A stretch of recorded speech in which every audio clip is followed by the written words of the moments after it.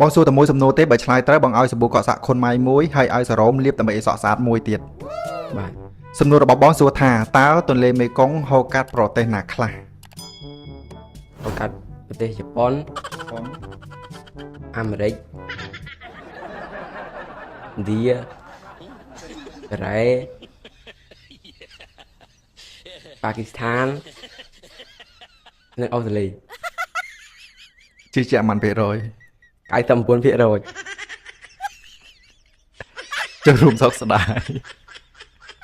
បងសួរតែមួយសំណួរទេបើឆ្លើយត្រូវបងឲ្យសាប៊ូកក់សាក់ខុនម៉ៃមួយហើយបងឲ្យសារ៉ូមដើម្បីលាបឲ្យសក់ស្អាតមួយទៀតបាទសំណួររបស់បងសួរថាតើទន្លេមេគង្គហូរកាត់ប្រទេសណាខ្លះ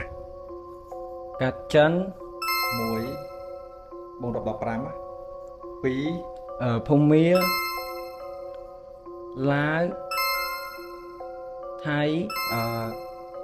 កម្ពុជាវៀតណាមម៉ាត់ប្រទេស6ប្រទេសច្បាស់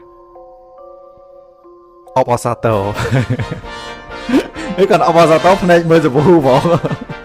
បកគលសាប៊ូហើយនឹងសារ៉ូមឲ្យសម្រាប់សាប៊ូនេះយើងកក់សក់ជាប្រចាំទៅធ្វើសក់របស់យើងស្អាតទន់អលាស់អាឡងហើយសារ៉ូមនេះគឺយើងបតក់តែ2 3តំណក់នៅលើបាតដៃរបស់យើងទេហើយយើងលាបទៅធ្វើសក់របស់យើងគឺសុខភាពល្អរឹងមាំហើយទន់អលាស់អាឡងអីដែលសំខាន់គឺដុសលឿនតែប៉ុណ្្នឹងទេអរគុណ